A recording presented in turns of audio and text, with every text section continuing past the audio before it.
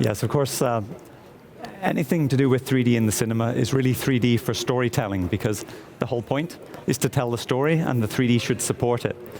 But for me, I started my talk with my first experience of 3D, which I think for most people, it's very similar. It's like a ViewMaster viewer or a 3D stereoscope. And I remember when I was age 13 being so shocked at how the 3D experience of those black and white pictures really pulled me into the world of the picture. And so from a storytelling point of view, that's something that's really vital for any kind of movie. You're trying to bring the audience into the story. And that kind of transportation that 3D gives you is something I think is very powerful for storytelling.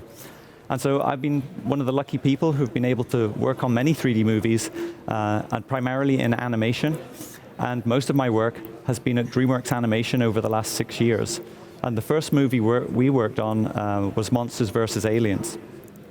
And at the beginning, I thought, of course, the challenge was how to explain how 3D works and how to make sure it's comfortable and dynamic and all those types of things. But of course, like any new adventure, some of the more challenging issues of 3D were just talking to people from an acceptance point of view. Maybe directors and cinematographers haven't been familiar with 3D before.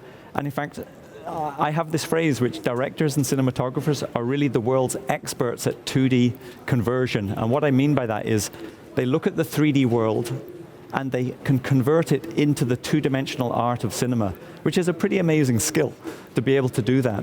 But sometimes that gets in the way of making a good spatial movie. And so I like to say we're making spatial movies, not 3D movies.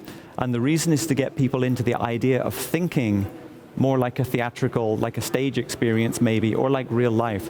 What does it mean to make a movie in space? So now we have the ability not only for a close-up to be big on screen, but to be actually closer to the audience as well. And these are powerful techniques that we can use. And we can change the stereo within shots and within sequences to bring characters from a distant place to emotionally closer to us.